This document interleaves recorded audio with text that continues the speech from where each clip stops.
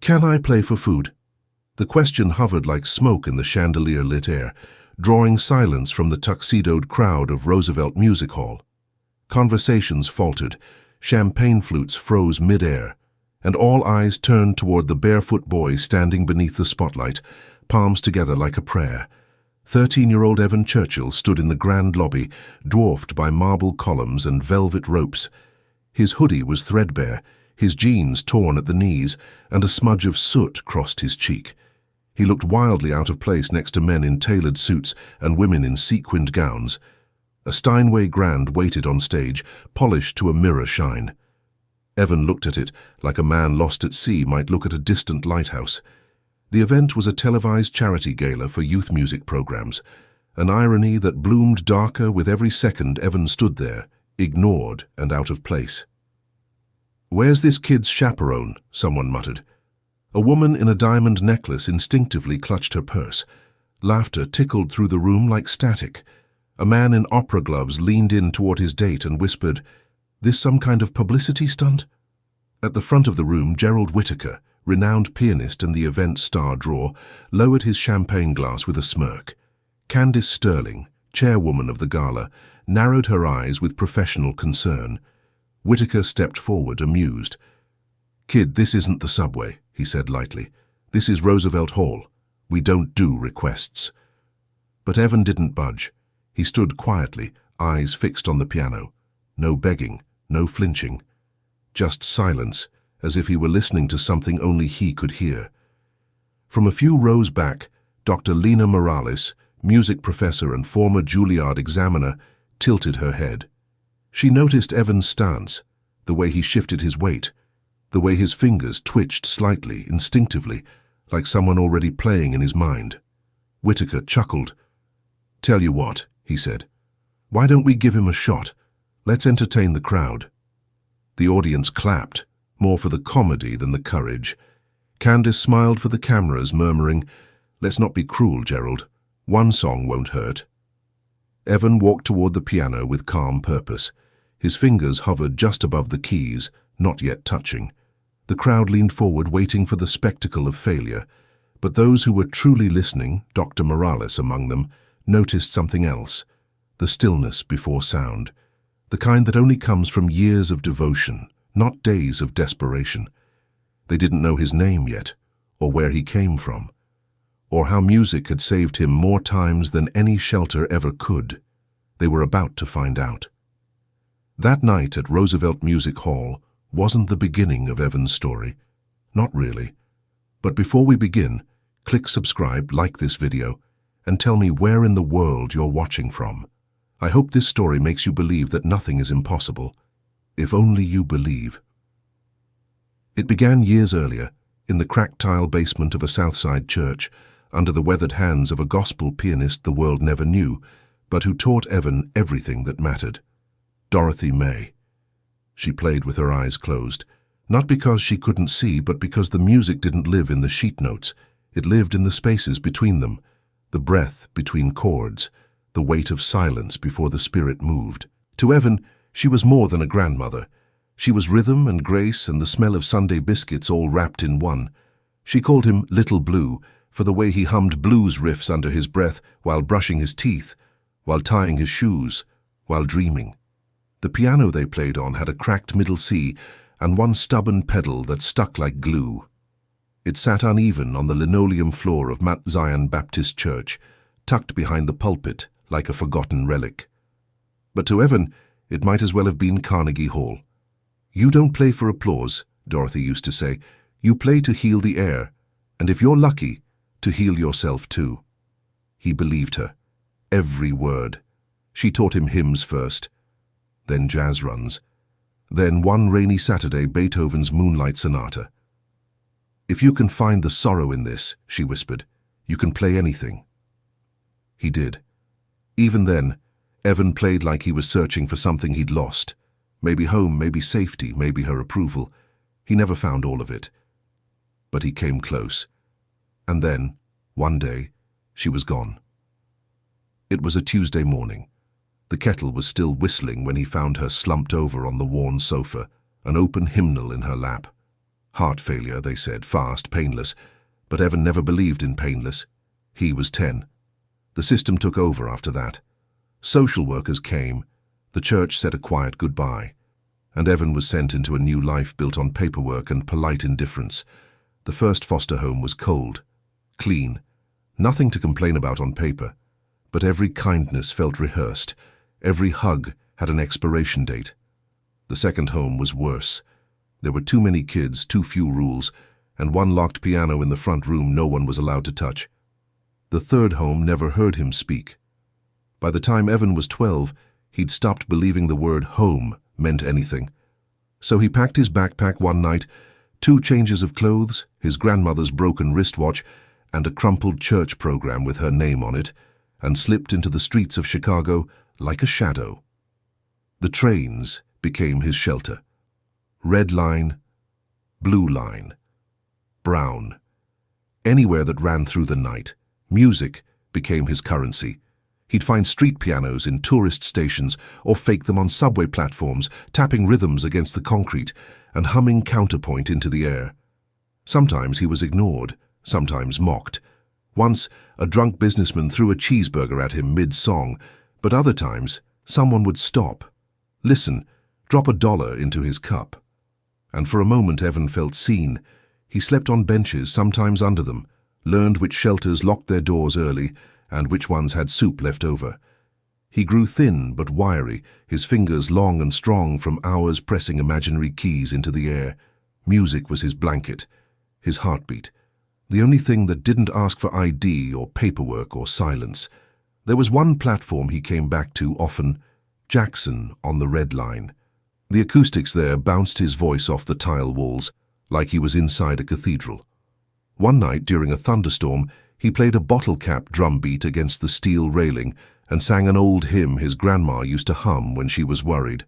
Someone recorded it on their phone. He didn't know that clip would later resurface, synced to his Roosevelt performance, in a viral edit with the caption, "He's been playing for survival longer than we've been watching." But that moment hadn't come yet. Back then he was still just a shadow slipping between city lights.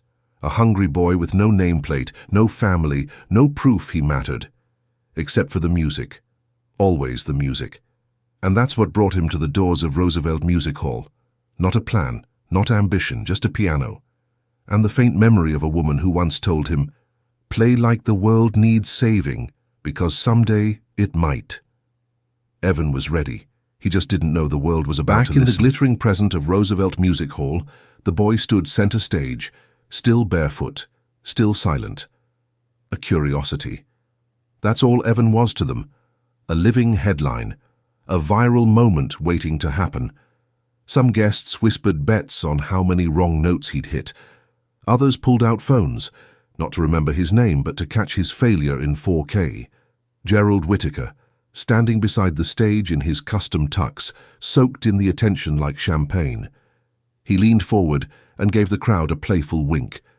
"Well then," he said with theatrical grace, "since you've insisted, young man, let's give the people a show." He turned back to Evan, raising his voice just enough for the cameras to catch. "Play Beethoven's Moonlight Sonata, first movement. I assume you've heard of it?" Chuckles rippled across the floor. Candace Sterling, ever aware of which side of her face caught the spotlight best, adjusted her posture and offered the boy a photogenic smile full of glossy pity. "Don't worry, darling," she said sweetly. "No one's expecting perfection." Evan said nothing. He simply looked at the piano. It was a Steinway Model D, the kind most children only see in magazines. Its black lacquer gleamed beneath the chandelier light. Whittaker stepped aside, gesturing dramatically as if inviting a guest into a royal court. "Go on then," he said. "Let's see what street talent looks like." Evan moved, one step at a time, slow and unbothered. The laughter faded a little with each footfall. By the time he reached the bench, the crowd wasn't sure if this was still a joke. He didn't sit right away. First, he ran one hand gently along the rim of the keys, like greeting an old friend. Then, with deliberate care, he adjusted the bench, exactly 1.5 inches forward. He rolled his shoulders, set his feet, positioned his hands in a relaxed curve above the keys, and still hadn't played a note. Somewhere near the back of the room, Dr. Lina Morales narrowed her eyes. She wasn't here to be entertained. She hadn't flown in from Boston for champagne and small talk. She was a lifelong educator, Juilliard alum, touring concert pianist, and currently a tenured professor at Northwestern. And what she saw on that stage didn't match the narrative forming in the room. She leaned forward. The boy's posture was textbook. His bench height, his breath control, the way his eyes didn't look at the crowd or the cameras, but straight down, into the keys as if they were telling him a secret. This wasn't a dare to him. It was a ritual. Whitaker, oblivious to the shift in energy, smirked and folded his arms. Candace Sterling tapped her nails against her champagne glass. The cameras rolled, phones tilted, and then Evan played. One note, then two. Then the room fell silent. The opening of Moonlight Sonata floated through the air, soft and haunting. Not just accurate, not just rehearsed, alive. He played like someone remembering a lost dream. Each note carried weight, sadness, elegance. His fingers glided over the keys with grace, far beyond his years, not showy, not hesitant, just real. Whispers stopped, phones lowered. Even the ice in drinks seemed to melt a little slower. Whitaker's arms dropped from his chest. Dr. Morales was already crying. She watched as Evan brought out subtleties in the piece that most students twice his age struggled to understand, phrasing that pulsed with quiet grief, rubato that swayed like breath. It wasn't imitation. It was interpretation. The kind you couldn't teach, the kind you had to survive to find. Candace Sterling's smile froze mid-camera pan. She glanced nervously toward the event producers. And still Evan played. The boy who had asked for food was now feeding the room something far more potent: truth. A few guests started to lean forward, unknowingly placing hands on their hearts. Others simply stared, transfixed, as if realizing for the first time that talent doesn't come dressed in tuxedos. It comes barefoot, it comes hungry, it comes with dirt on its face and music in its bones. And now it was here in their sacred hall, speaking through Beethoven in the voice of a Southside child with no last name in their programs. As the final notes faded, a silence deeper than any applause settled across the room. Evan sat still, hands hovering an inch above the keys, eyes closed. He didn't smile. He didn't bow. He just breathed. And then he stood. Dr. Morales stood too, quietly, instinctively, her hands trembling, unsure whether to cry harder or applaud louder. The trap had been set for a joke. Instead, they'd just witnessed a revelation, and Evan hadn't even started speaking yet. It wasn't just music. What came from Evan's fingers didn't belong to notes on a page. It belonged to places words couldn't reach. The opening line of Moonlight Sonata unfolded like mist creeping across a lake, slow, mournful, achingly intimate. The laughter was already gone. No one spoke. No one dared. Because what they were hearing wasn't a child stumbling through a challenge. It was a confession whispered through ivory and echo. Each note seemed to hang in the air a fraction longer than expected, like it needed time to be understood. Gerald Whitaker's smirk melted first. He leaned forward, arms limp at his sides now, his practiced charm dissolving into something less certain.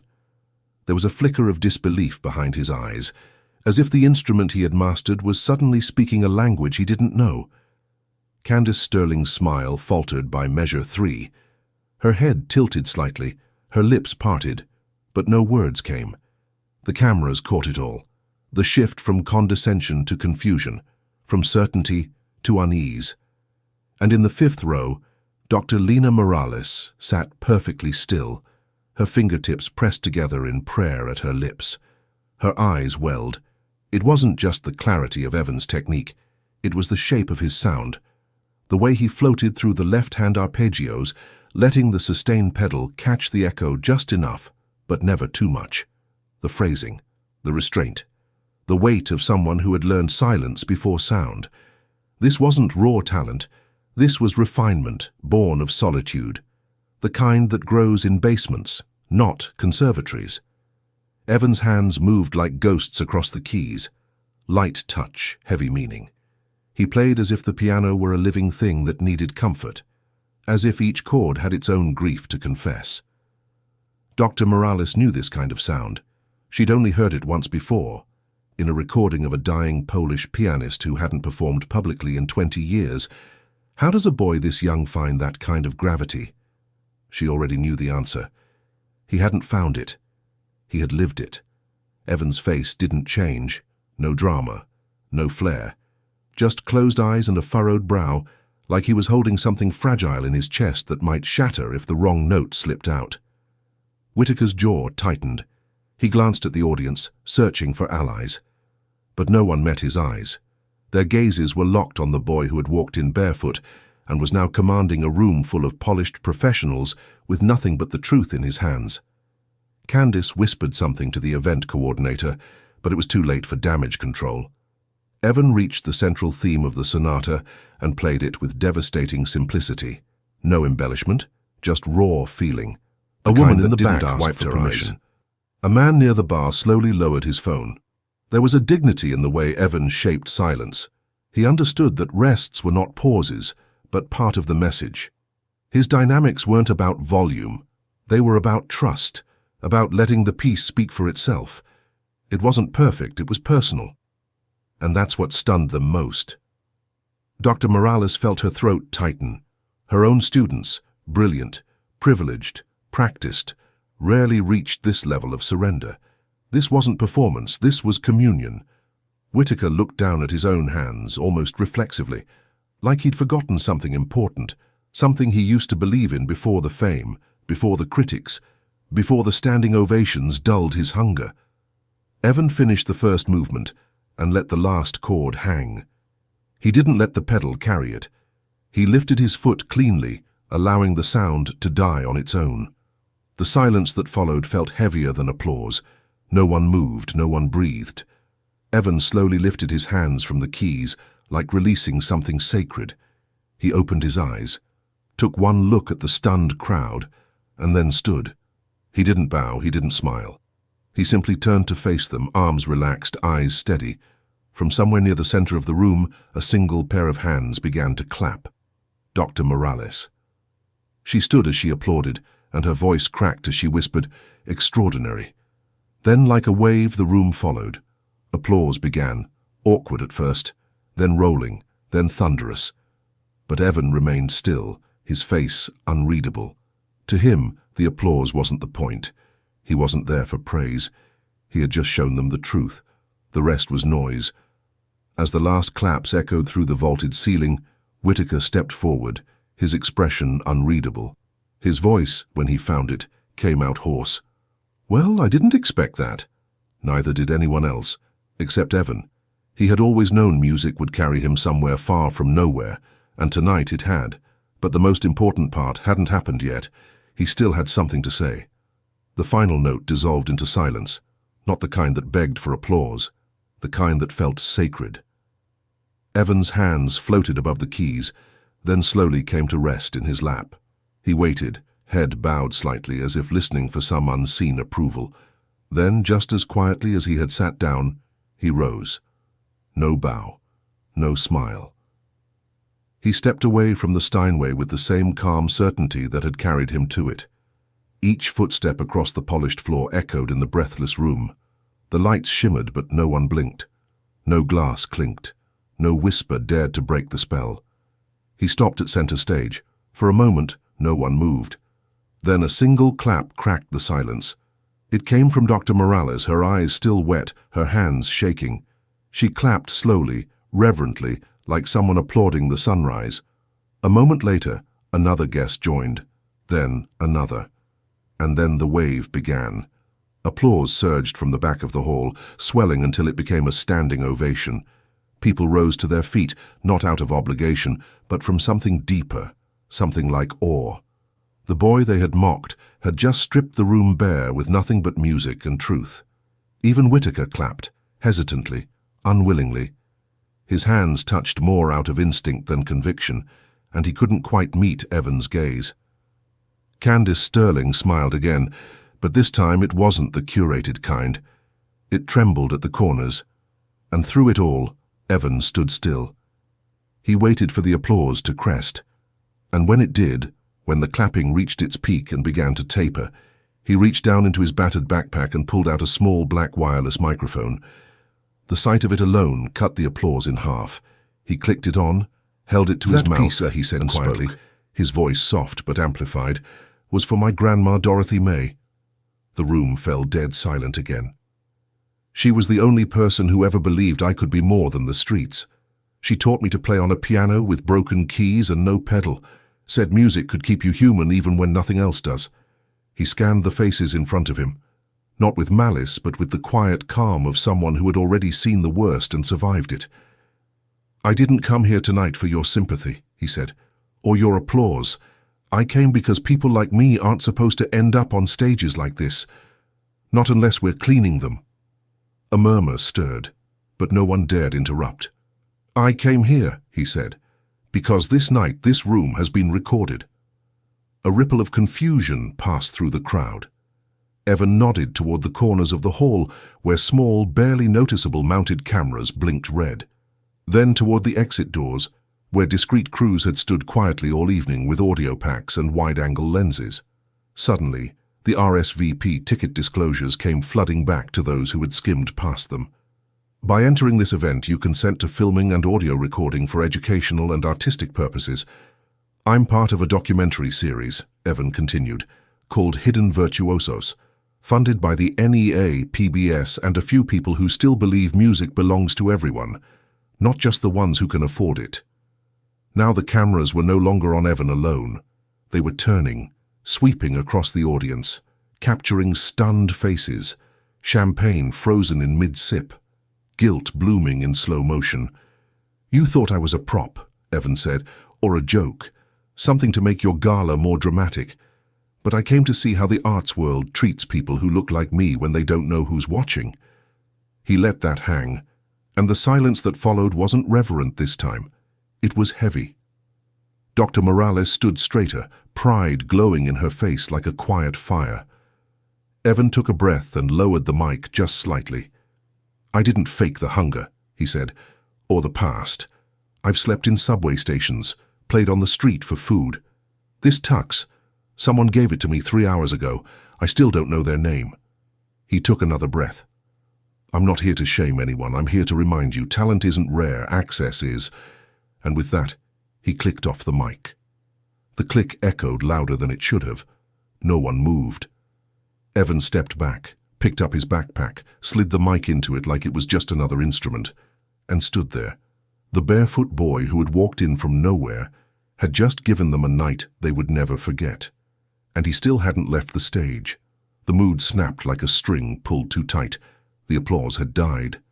The illusion of control shattered. The room was no longer a stage. It was a mirror. Evan stood at the center of it, calm as ever, backpack slung over one shoulder, the mic now silent in his hand. He didn't need to say more, but he did. My name is Evan Churchill, he said, and I've spent the past year walking into rooms like this, uninvited, unwashed, unseen, and asking the same question. Can I play for food? He looked around at the chandeliered silence, and every time people laughed or scoffed or called security until the music changed their minds. He stepped forward toward the edge of the stage. The golden spotlight followed. I'm part of a national arts equity project called Hidden Virtuosos. It's funded by Public Arts Programs, PBS, the National Endowment for the Arts. Our goal is simple: expose how real talent gets ignored when it doesn't look like money, pedigree, or polish. He let the truth sink in. You weren't being tested. You were being revealed. Gasps rippled like wind through wheat. A few guests glanced at their phones. Others glanced at the exits. But there was nowhere to run from a room this well lit. Evan nodded toward the mounted cameras, the handheld ones, the ceiling mics disguised as chandeliers. They hadn't been hidden. Not really, but no one had noticed. The moment you walked in tonight, he said, you gave your consent. It was buried in the RSVP agreement. You agreed to being filmed for an educational documentary. You agreed to audio recording, public broadcast, and journalistic use.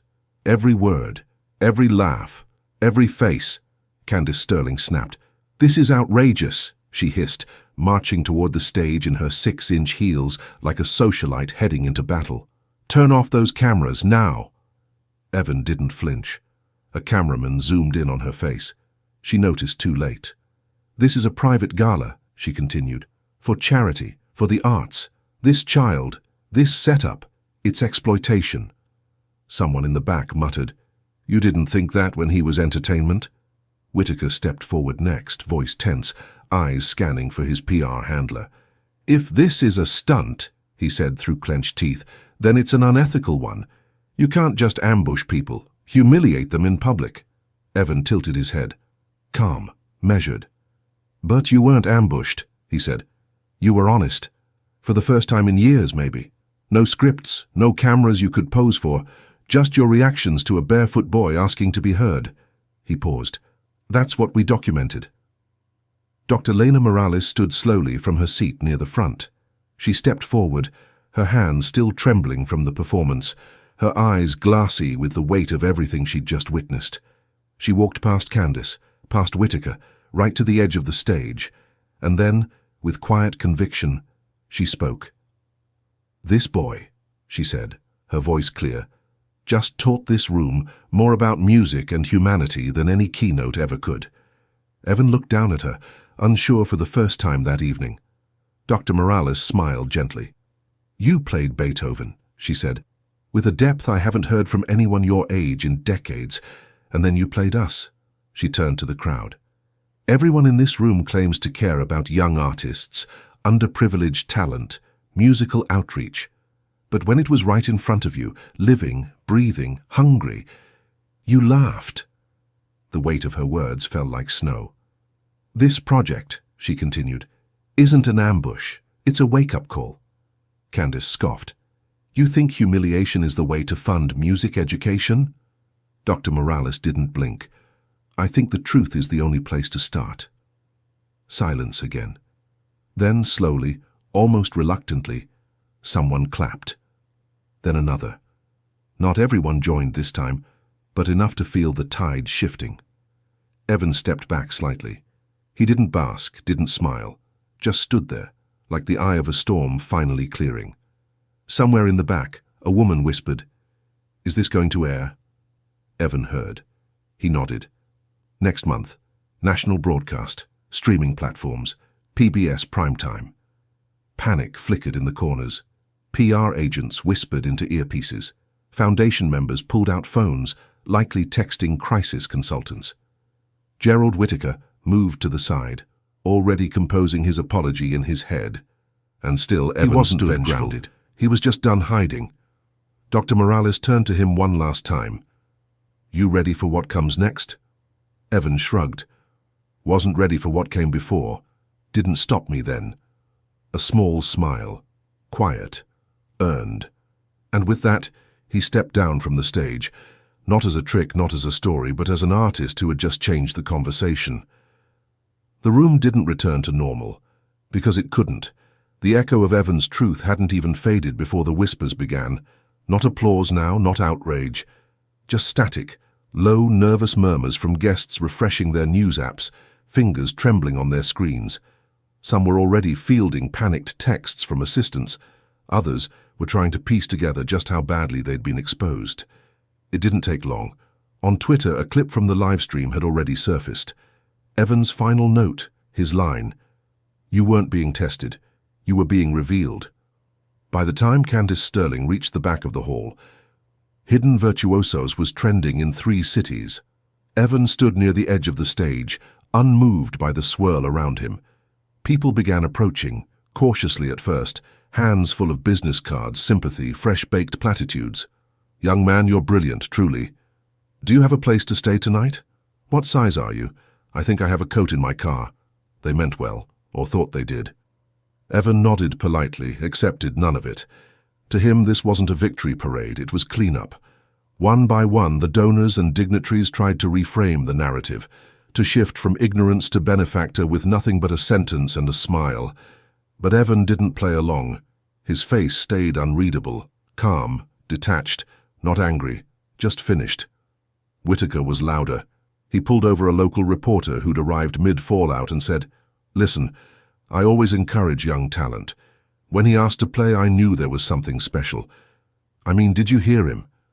I was just giving the kid a chance. It would have worked if the full footage hadn't already shown his smirk, his scoff, his performative dare. Candace Sterling was in full damage control mode. "This child was planted here," she said, voice high, breath quick. "This is entrapment, illegal, immoral. I will have this documentary pulled before it airs." Evan, who hadn't spoken since stepping off stage, finally turned toward her. He pulled the RSVP card from his backpack, the one every guest had received digitally and in print. He held it out gently, like a student returning a graded paper. "Page 3, he said. "Section 4A, consent to filming, public broadcast, and redistribution of footage for educational and journalistic purposes." He didn't raise his voice. He didn't have to. Candace froze. Her mouth opened, closed. Then she turned sharply and stormed toward the green room. Evan looked down at the card in his hand, folded it neatly, slid it back into his bag. The very same bag he'd carried into shelters, under train seats, across frozen sidewalks. He zipped it shut. He was done. Outside the main doors of the Roosevelt Music Hall, a small crowd had begun to gather. At first, it was just a few people, stragglers from the street, security guards who had stepped outside for air. But then came others, folks who had heard the music from the plaza, passers-by who'd caught a glimpse of the live stream through hotel lobby windows, subway performers who recognized that kind of playing like a fingerprint. When Evan stepped outside, they were waiting. Some clapped, others just nodded, silent but knowing. A man in a faded Bulls jacket said, "We saw you, little bro. We saw you." A woman with a cracked phone screen held up the video. "That was you, right? The kid from the church basement piano? I remember you. You used to play near Jackson." Evan smiled faintly. No media circus, real one of the night. No staged press photos. Just streetlights, cold air, and people who heard truth when it spoke. Dr. Morales followed a few steps behind. She watched as Evan absorbed the scene. No spotlight, no Steinway, just the rhythm of the city wrapping around him again. "You don't have to disappear, you know," she said gently. Evan looked at her. He wasn't surprised she'd come. "I'm not disappearing," he said. "I'm just leaving the stage." He turned to the crowd, gave them a quiet nod, and then began walking. Backpack over one shoulder, shoes still in his hand. The cameras didn't follow him. The audience didn't chase. No limo pulled up. No flashbulbs. Just a boy, alone again. But this time, on his own terms. The Roosevelt Music Hall glowed behind him like a relic from another world. Inside, the whispers grew louder. But Evan had already stepped beyond the wreckage, because he hadn't come for revenge. He'd come to be seen. And now, finally, the world was watching. 2 days later, the world hit play. The video dropped quietly at midnight. No trailer, no teaser, just a black screen fading into Evan's voice. "Can I play for food?" That was the title. 7 words. And then chaos. By morning it was everywhere. Clips raced across platforms. TikTok, Instagram, YouTube, Reddit. Millions clicked. Millions shared. What started as a social experiment detonated into a cultural moment. The footage didn't flinch. It showed the smirks, the laughter, the raised eyebrows and the turned backs. It captured the derision in Gerald Whittaker's voice, the icy smile of Candace Sterling, and the hush that fell when Evan's fingers touched the keys. The full performance aired uninterrupted. Chopin, Beethoven, blues, gospel.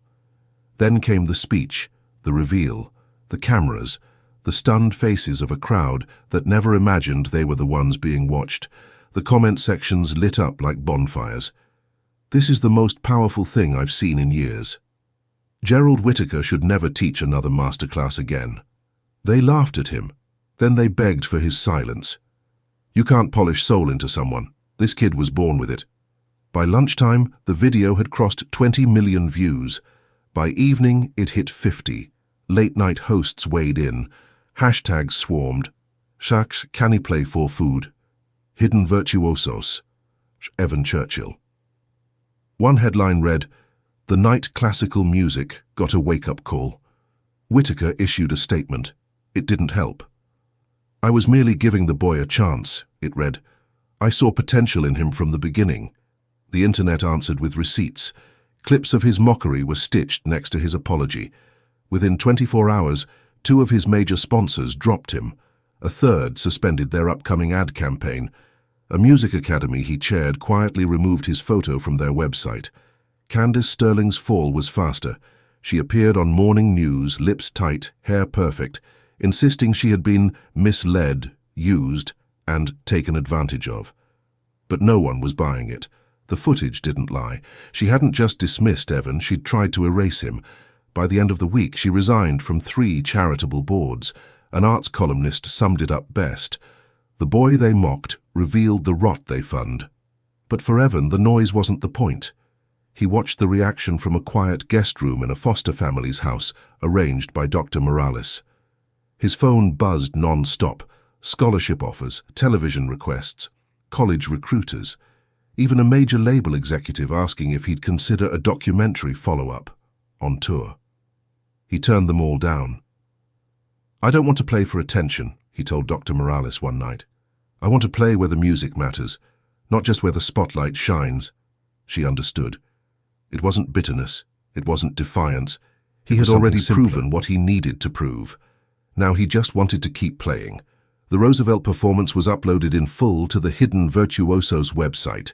So was a page titled "Where to Find and Fund Untapped Talent." In the days that followed, hundreds of music institutions were flooded with emails demanding transparency on how they recruit and support young artists. Public arts programs saw a spike in donations. In an editorial for The Atlantic, a conductor wrote, "Evan Churchill is not an outlier. He is the result of a broken system that keeps brilliance in the margins. His performance wasn't just beautiful, it was indictment and invitation.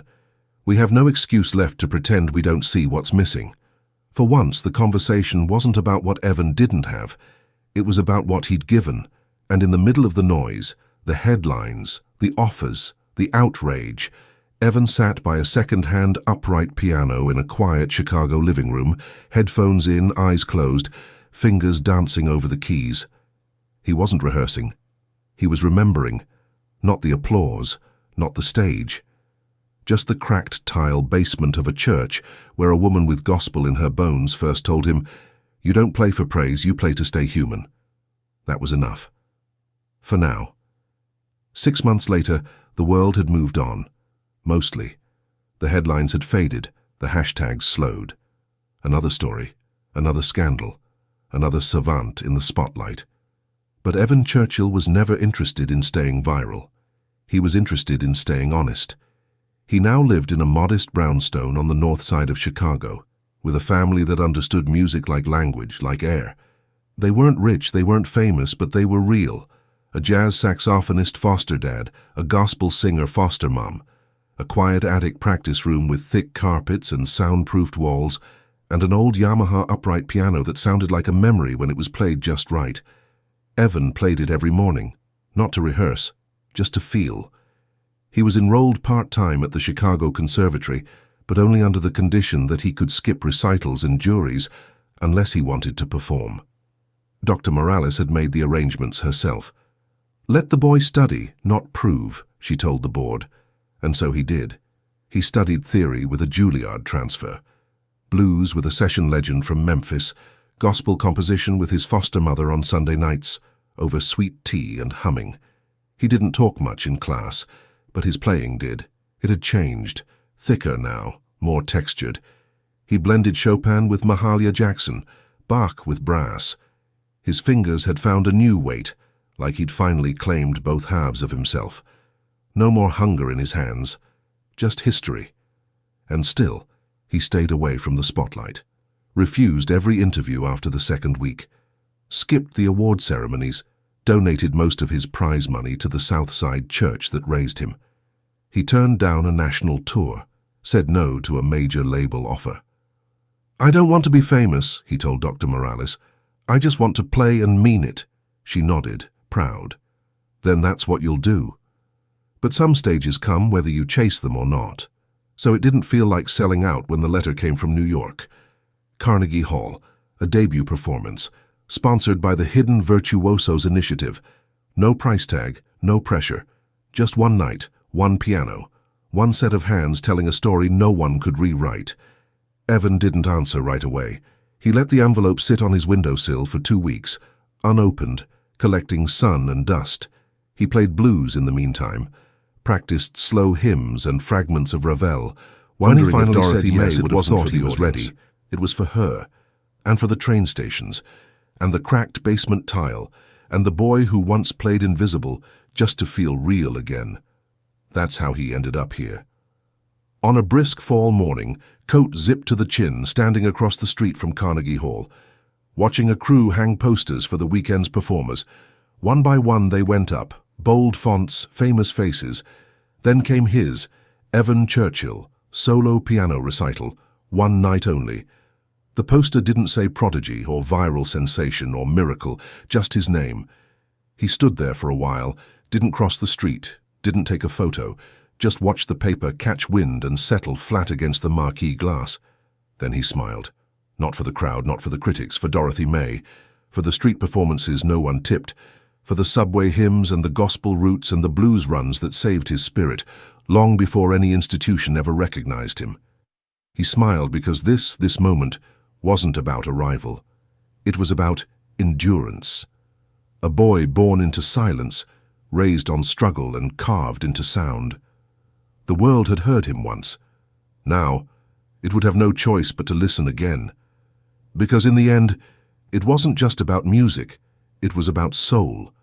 And as he turned to walk into the wind, one final line echoed in his mind, the one Dorothy used to whisper during stormy nights and broken strings. You can't teach soul, but if you survive long enough with music in your bones, the world will have no choice but to hear it.